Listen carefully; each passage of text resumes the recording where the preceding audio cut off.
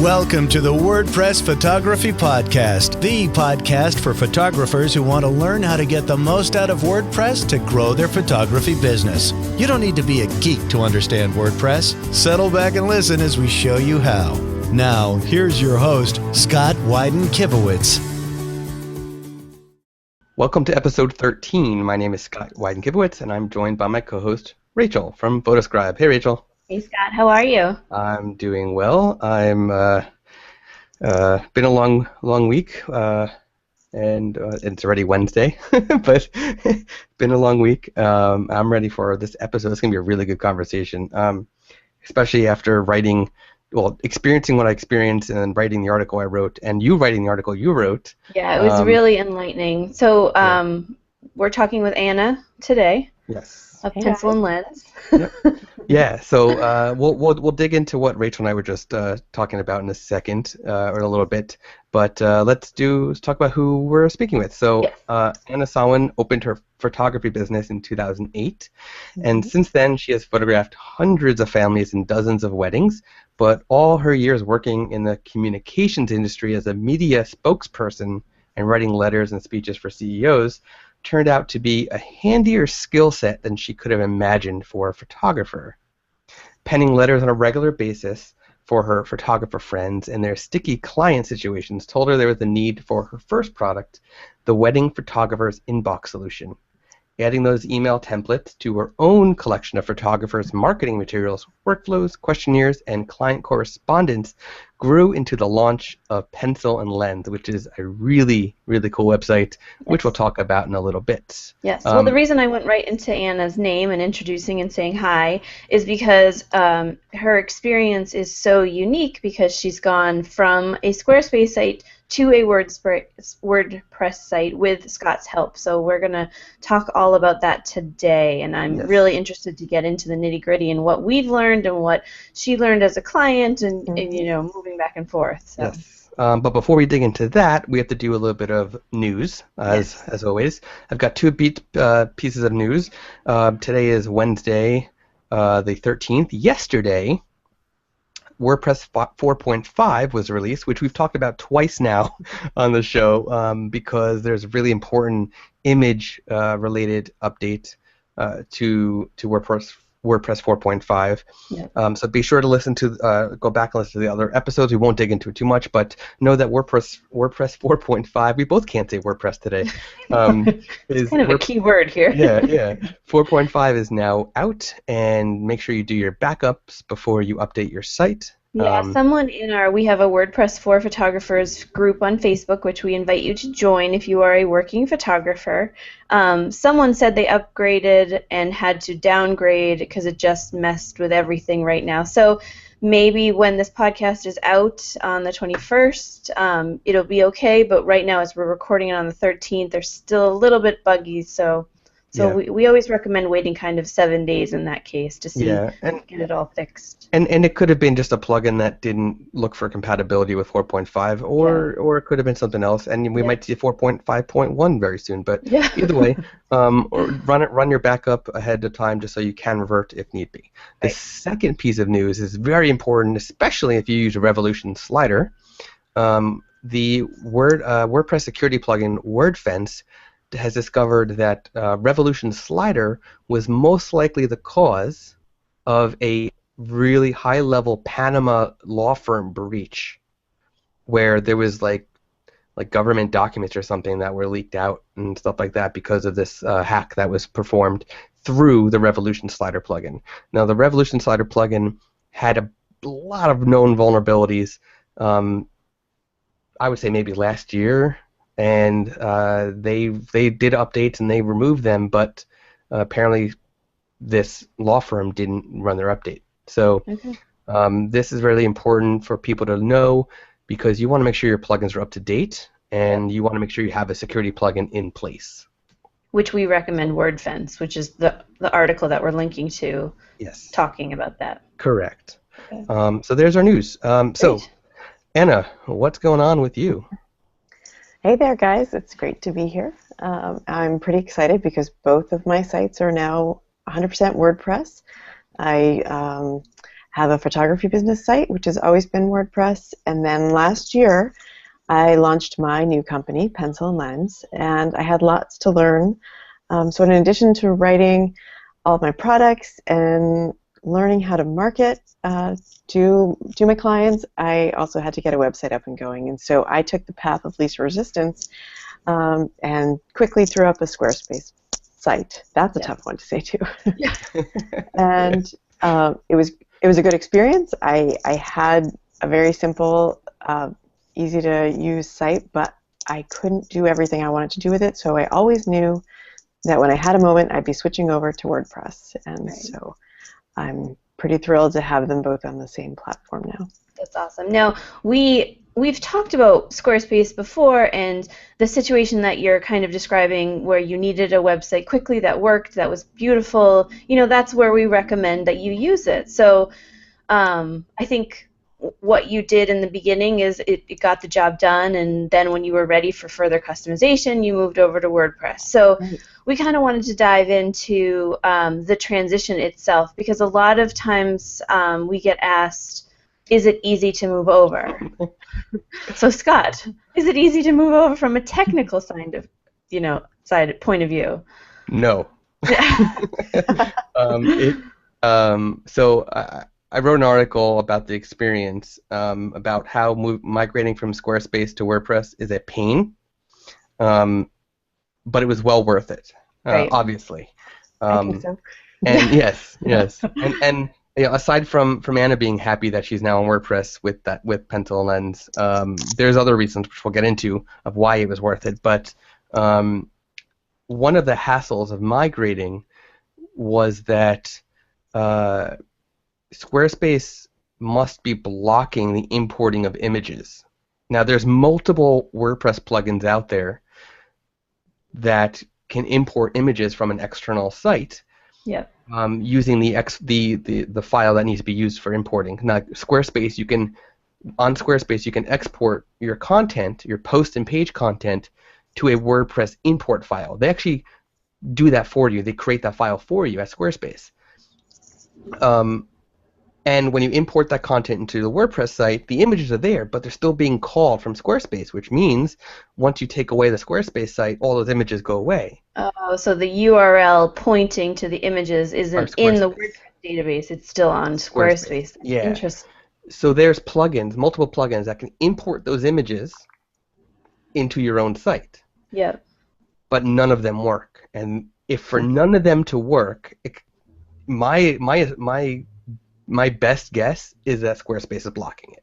Did you try obviously more than one in this situation? I tried every single one, and not one of them worked. Interesting. And other people have had it successful in the past, so it's possibly just recently started blocking it. Anything's possible. Right. But images had to be moved manually. The e-commerce parts from Pencil Lens had to be moved manually, and we went with Easy Digital Downloads to run the e-commerce part. Yep. So moving was not easy because of those two reasons, the manual process. And we should mention that Pencil and Lens is a company that sells products to photographers, products that we both use and recommend, but it is not a photographer site. So the concern is if you were using, if Anna imported in your wedding site, all those images would then have to be manually, whereas with Pencil and Lens it wasn't quite so image heavy as a photography site. Right? But before we started recording, I was telling Anna that I was quite lucky that her site was as small as it was. Yeah. Because typically at Imagely we don't do Squarespace to WordPress migrations for customers. We might in the future, but right now we don't. I was doing this for a couple of reasons, one of which being to see the process. I want to learn how the process was.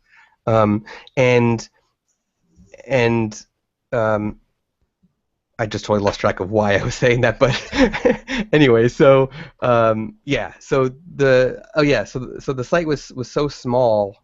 It was probably about 40 pages total, and about 12. I forgot how many products. I think you have about 12 to 16 products 16, or something. I think. 16. Yeah. So it took me about 2.5 hours once I of the manual part. You know, I did the import of the post and page content, and then it was the images and then the renaming images and stuff like that that had to be done manually. That took about 2.5 hours for a small site. But if it was a photographer that has blog posts with 40 images on it or whatever, that's a much bigger ordeal. Yeah. So I guess the bottom line with a transition is if you are a photographer and you are using Squarespace with the intention of moving to WordPress, sooner maybe better. Yes. Yeah. So Anna, how was your experience so you have your photography site on WordPress and then having the e-commerce site on Squarespace and now on WordPress. What was sort of the end user for the migration and then again for using both platforms? Sure. Well, I have to say, my experience was completely different than Scott's. Because he said, this is a good day, and I think I'll get started today if this works for you. Yeah. And he checked to make sure I wasn't, planning on updating the page that day. And then a few hours later, he said, okay, well, you're all set. And I think I hadn't even gotten back to my desk. And then not only was it all set, I had 3 sales that came in. Awesome. Before I even had a chance to really dig into the new site. And from their point of view, it was as if, they were actually all repeat clients and no one said, why is everything so different? Nothing was different. The sales went smoothly. I got notifications in my email box. So everything, it was seamless for me. Great. Yeah. And you didn't have to reconstruct any content. Everything came over is what?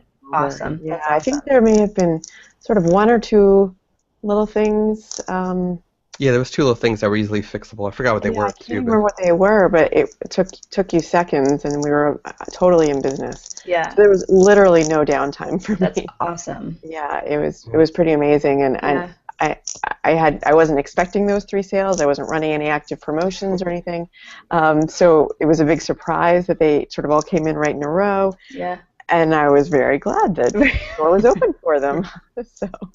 Well, that's great. So your photography business is on WordPress and has been on WordPress. So is there any things that you recommend for photographers specifically? And now seeing, moving from Squarespace to WordPress, what is the benefit for you and for photographers, do you think, being on WordPress? Oh, well, it's huge in terms of what we can do for SEO, analytics, and for marketing. Yeah. And that was actually one of the huge reasons I needed to move from Squarespace, but I think it holds true for photographers as well, as we all try and sort of make our space known in a loud world. I had to kind of come in and figure out how to find my clients. And I knew my clients were, for the most part, English-speaking photographers around the world.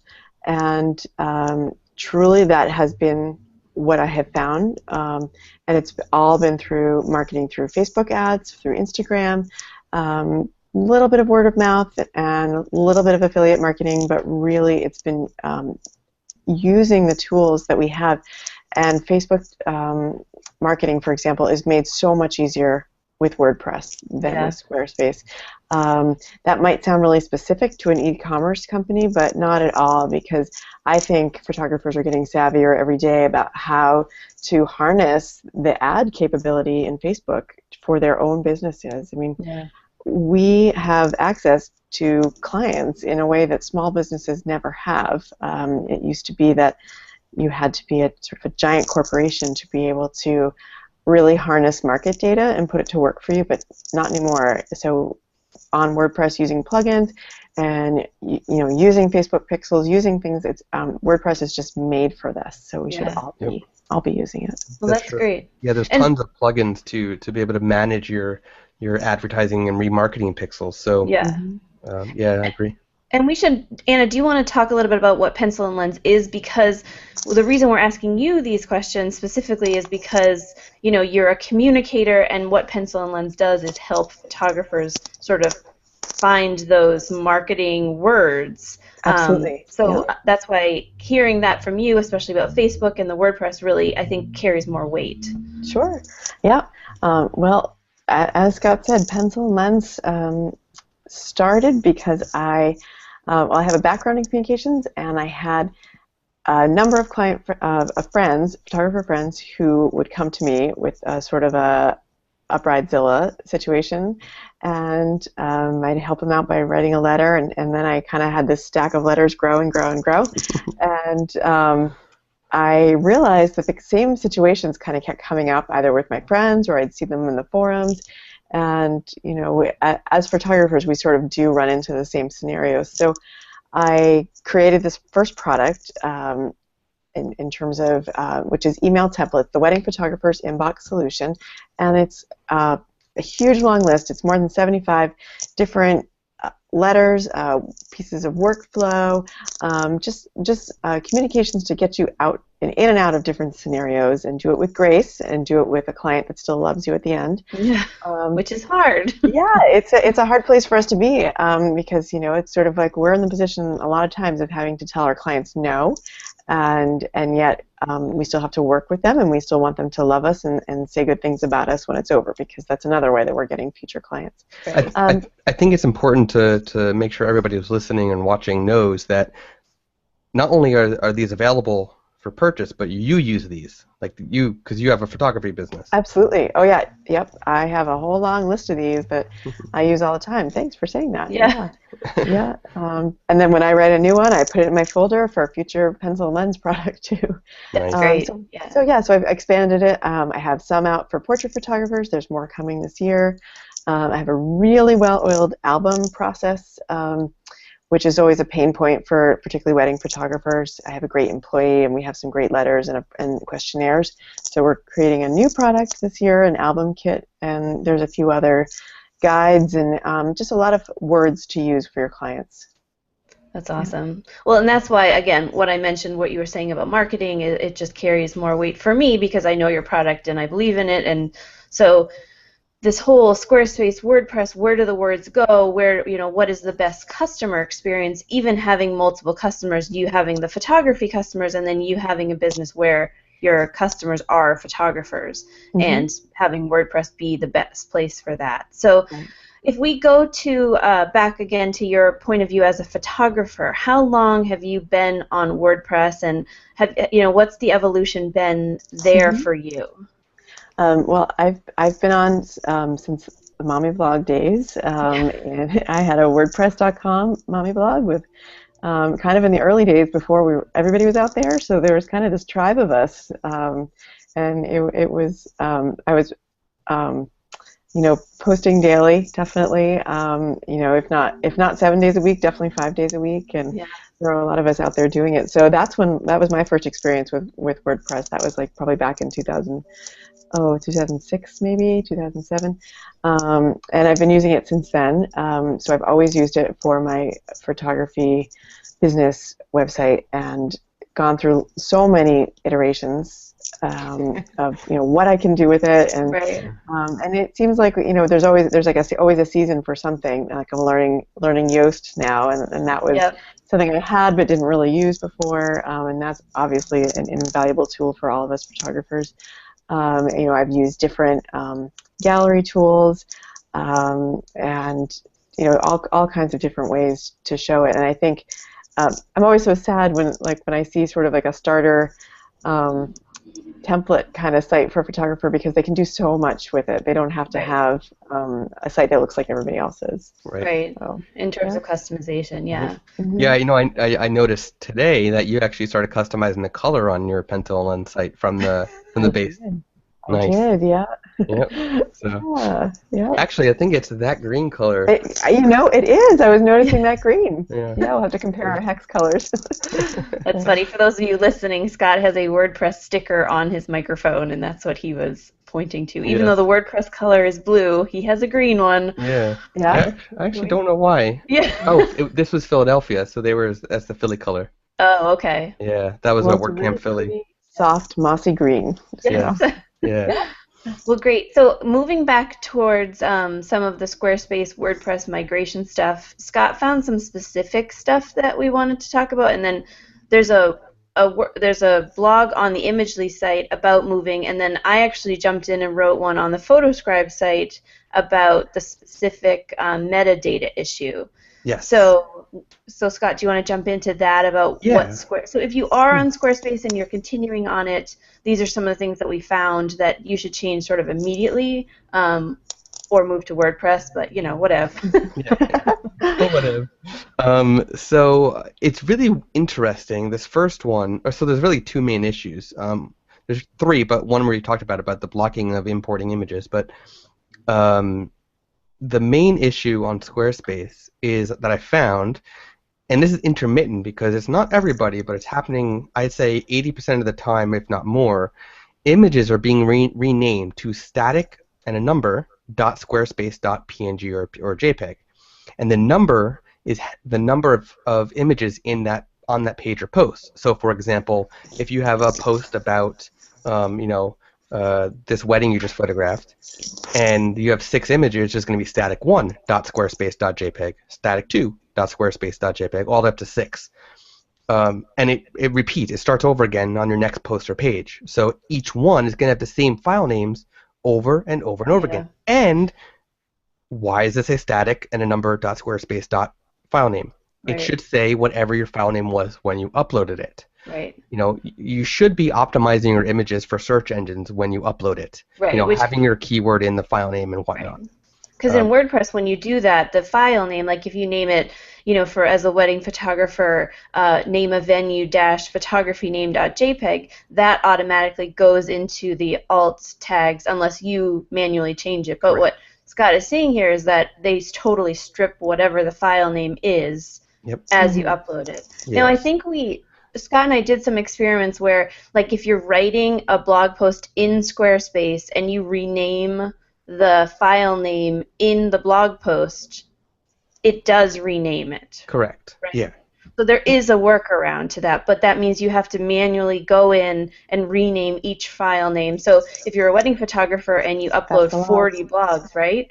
40 images to one blog, you have to then manually go in, and there's no, I think you can copy and paste into the field, but you have to touch upon each image to be able to do it. Yeah. So it's very different than WordPress in that respect. Yeah. So, first thing first, Squarespace should not be renaming anybody's images, no matter what. But, the fact, yes, you can edit them before you publish a page or post, but you shouldn't have to do it again. You're already doing it once, right? Right. So that was a little frustrating. When I was migrating Pencil and Lens, I had to rename every single images. So you had to rename them before they actually even got into WordPress because they were named the same thing? Well, no, I didn't have to, but I did it for Anna's sake. Right. So I wanted them to at least have one important keyword in them. So I did that just because I'm a nice guy. Right. So Anna was letting the dog in, but he said, we did it because you're you. So. Oh, thank you. Yeah. Sorry. I heard her at the door. That's right. At least the cat's not meowing this time. So. So that's issue number 1. Now issue number 2, and by the way, both of these issues only matter if you care about SEO, search engine optimization. If you don't care at all, then it doesn't matter, right? Well, and they're related to images, so they are specific to photographers too. So again, if you have a small business that isn't image-based, it may not be as big of a deal. Correct. Right. So the other issue is that Squarespace, by default, you have to actually turn this option off, or rather turn the option to retain EXIF data on, is that Squarespace actually removes all EXIF data from your images during upload. Yeah. Now they probably do this to remove, to bring the file size down. Now WordPress in 4.5 also strips out a little bit of EXIF data, but not any important data. Oh, that's interesting. So what does it strip out in 4.5? Things like anything that's just not important. For example, if you have a software that added an edit, one edit it did into the metadata somewhere. Mm-hmm. For example, in Lightroom, you can switch over to 500px and add in metadata about 500px.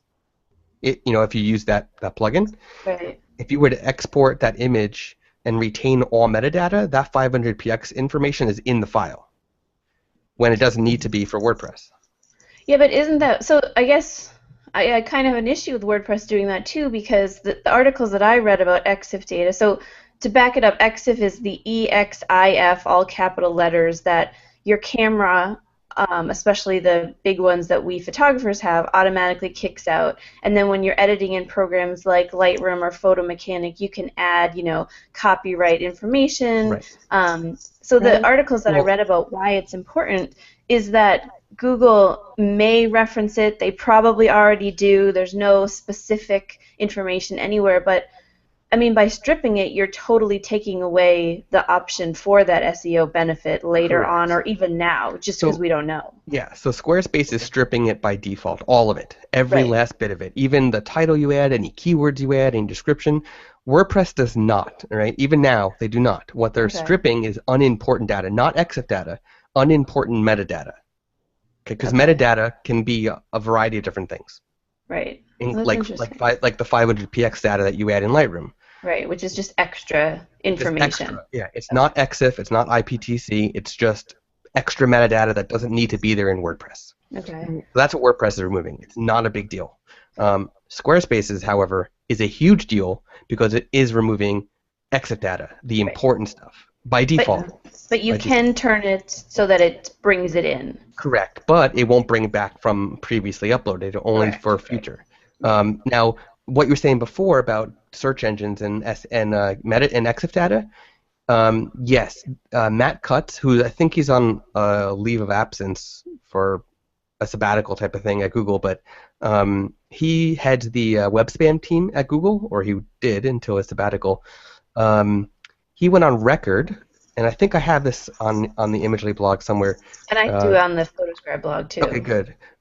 He went on record saying that EXIF is looked at, but not currently used. Now, this was like 2 years ago or so.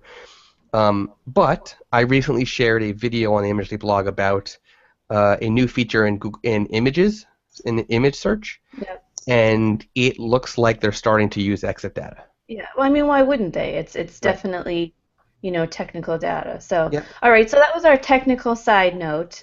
I wanted to talk to Anna about some of your recommended WordPress plugins and/or themes. And you sort of talked about Yoast, and we've talked about that before, but I think it would be really interesting being as a photographer. What do you use Yoast for?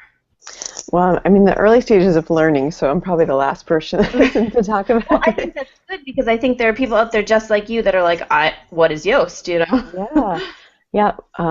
Well, search engine optimization is what we're using it for, and it's about it really guides you, which is what I like about it. I feel like it's like you do what you can to get that green light, which is for those of you who haven't used it, it's like if your keywords or your string of information that you've added into the back end is favorable, you get to a kind of a green light status. I don't know if I explained that right, but no, that's perfect. So, and it is color coordinated, so like green is good and yellow is bad, or So it sort of helps you think about keywords, descriptions, strings of text, and so on, and just really kind of helping you to optimize what you're putting out there for the search engines to find. And that's my understanding of it, and I'm really liking what I learn about it, but I can't imagine doing it without a tool like this. Yeah, no, I agree. As a sort of a writer, marketing communicator, do you find that the Yoast, like as you use it more and more, the meta part of it, so you can specify within Yoast what you want Google to read, right? Yes. Mm-hmm.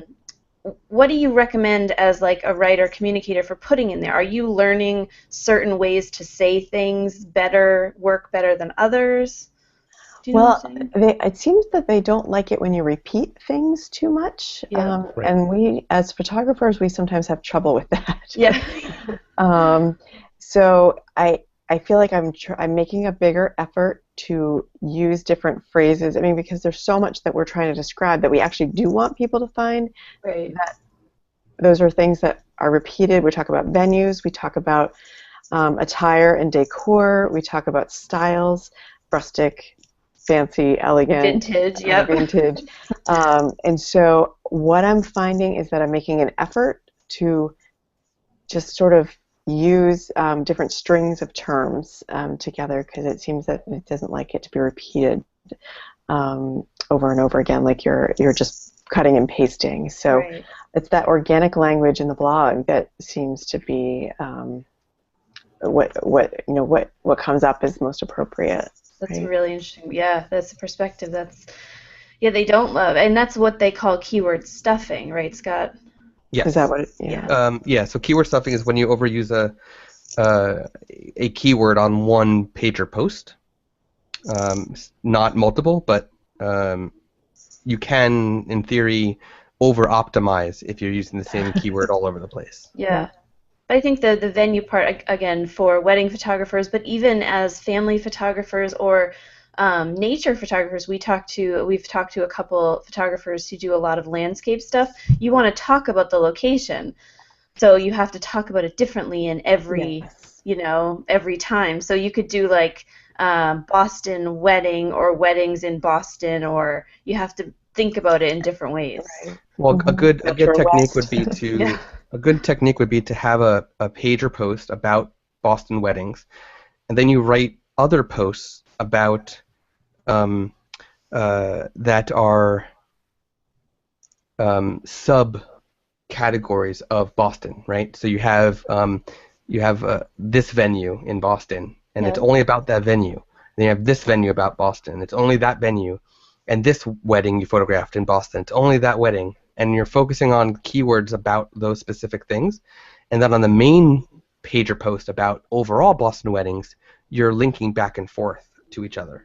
That's interesting. I don't think a lot of photographers have that structure in place. I know for the ones that I blog with, we focus on the venue and then just saying the venue in different ways. So what you're saying is to have a overall venue or location post and then start linking back and forth when you do the individual weddings. Yeah. So as you're doing the Interesting. weddings, you want to link back and forth. Mm-hmm. And yep. Oh, that's great. Well, we definitely recommend like compiling posts if there's one venue. I know with Anna, you shoot down in Stonington near the vineyards a lot. Yeah. So if you have a overall post about the vineyard, and then you put your favorite images, and then you can, I guess what Scott's saying is link back to the individual post about the client story. So that's a really interesting. I think I'm going to try that. Yeah. Yeah. In this SEO world. Yeah. So by doing that, you're telling search engines that all of these pages and posts or whatever they are connected, that they all intertwine in some way, and you should look at those together. I see. So, do you ever think about like client experience when you create blog posts like that? Like if it's just a bunch of links, obviously a prospective bride isn't going to necessarily care. But if you're putting images in and text around that, I could see the client benefit of it, right?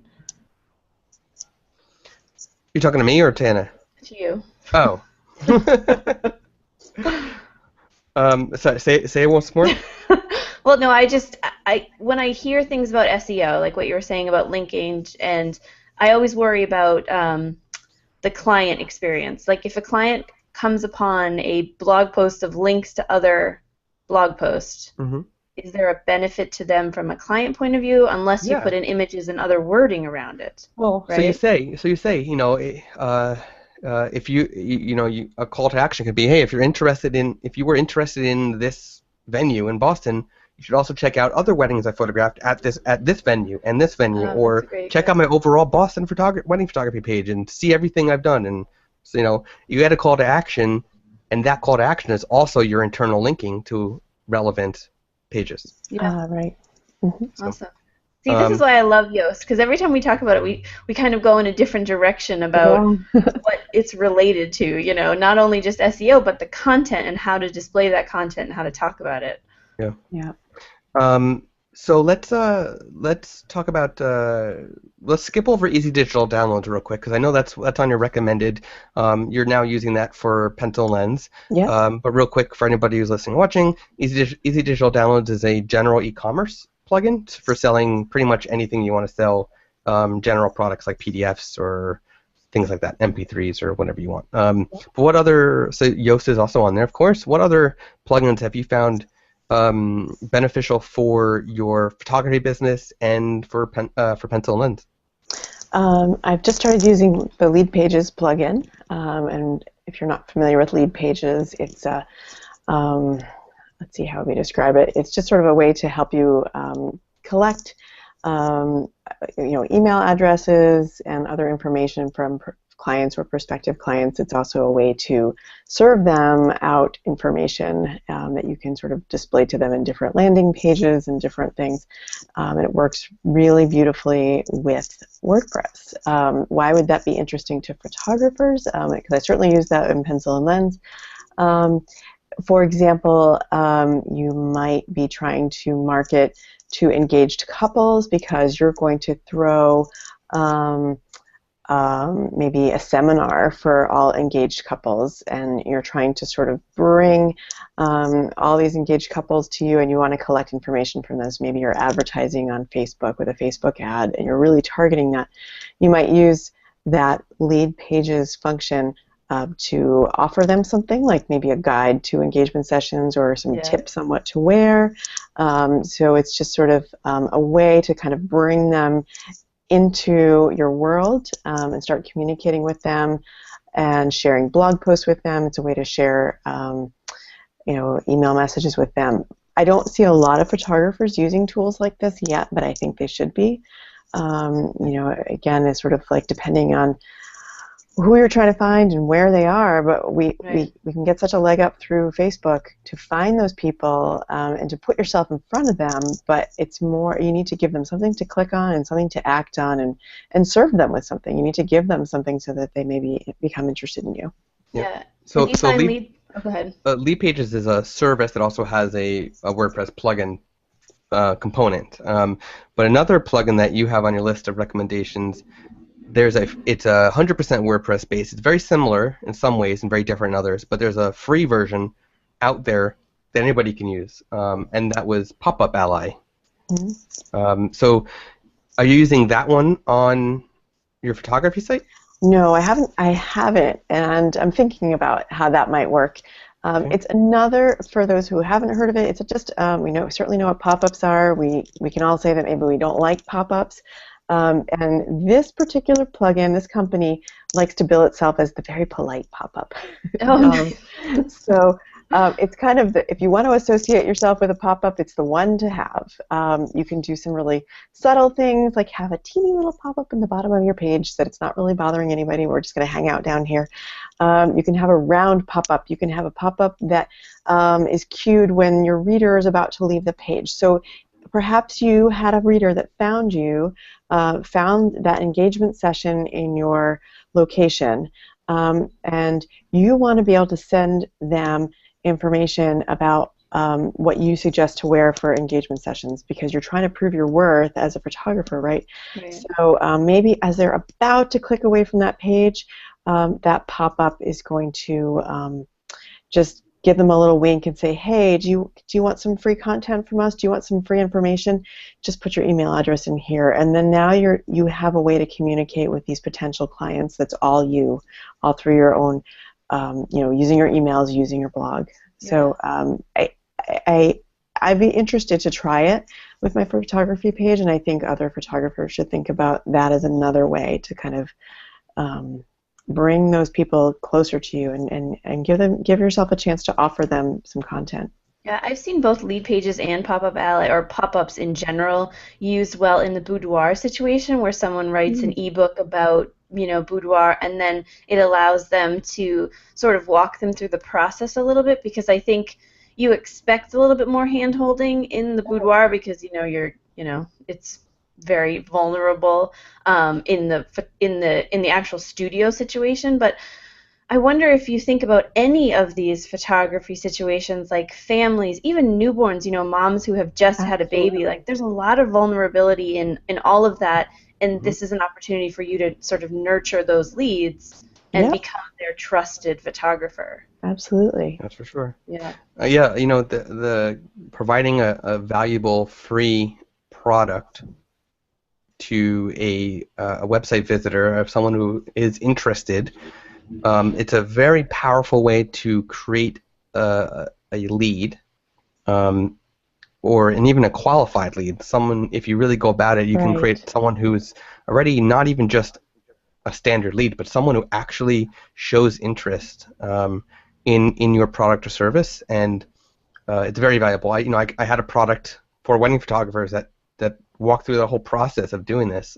So yeah, it's very valuable. Well, Anna, also, and we'll get back to I think you have one more plugin, but as a communicator or writer, how do you recommend photographers go about a process of creating something that they can give away for free? Because I mean, I know even for PhotoScribe, sometimes I struggle with it. Like, how do you find the time? How do you incorporate that? Do you have any tips or tricks for that? I do. I feel like the first thing is just to keep it simple.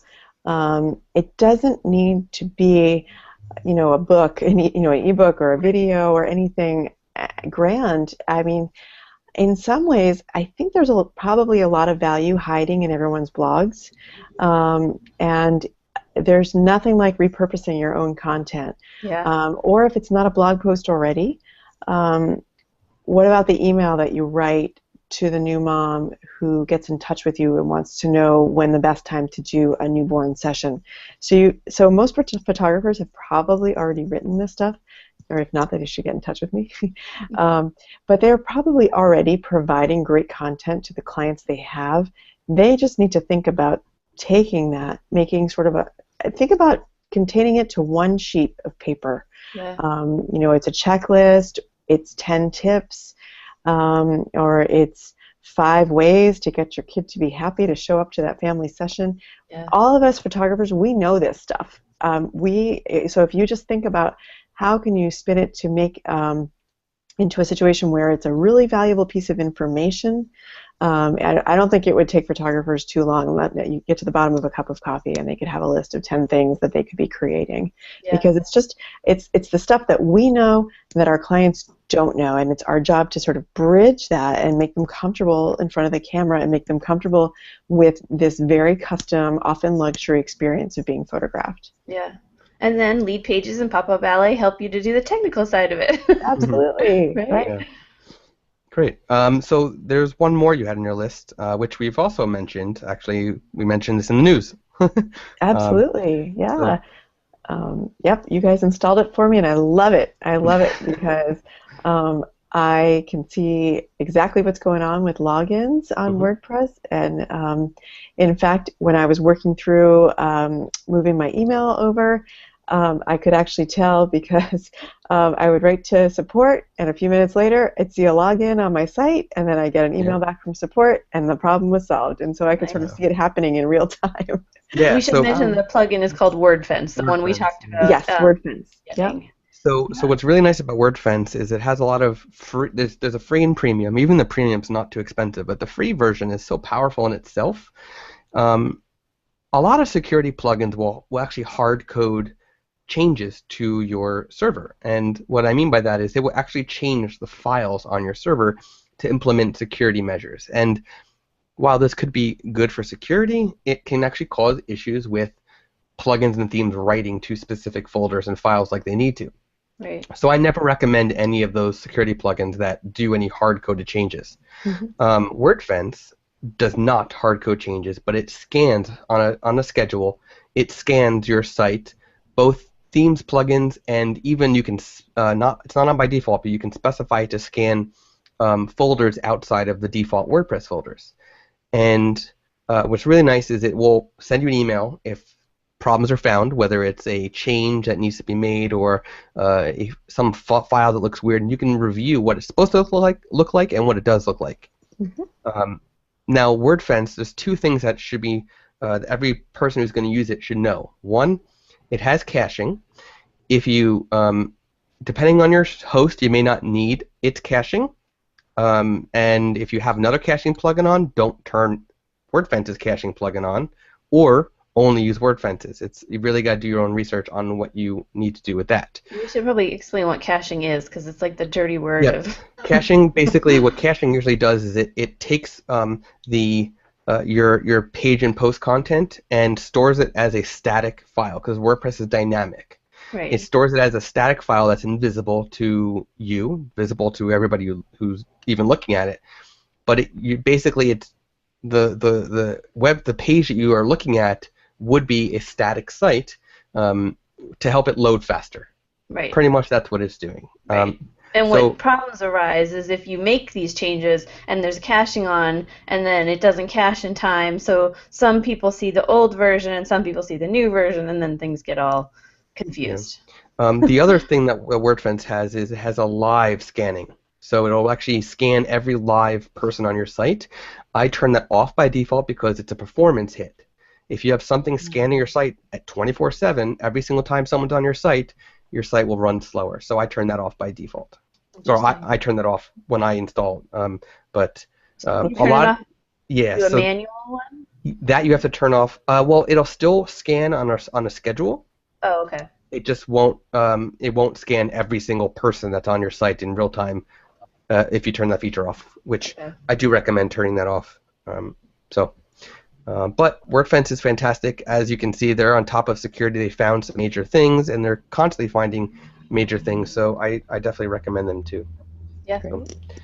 So Anna, we're going to have links to your sites and social media and whatnot in the show notes. But do you have any final thoughts you want to share with everybody before we close up?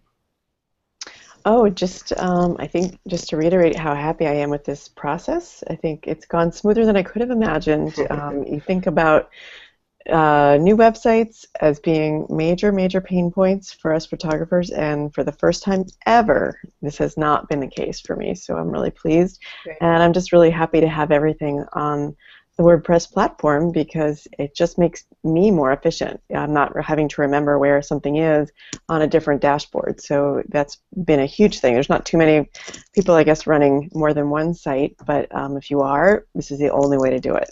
Yeah. Awesome. Now, where can we find you on the web?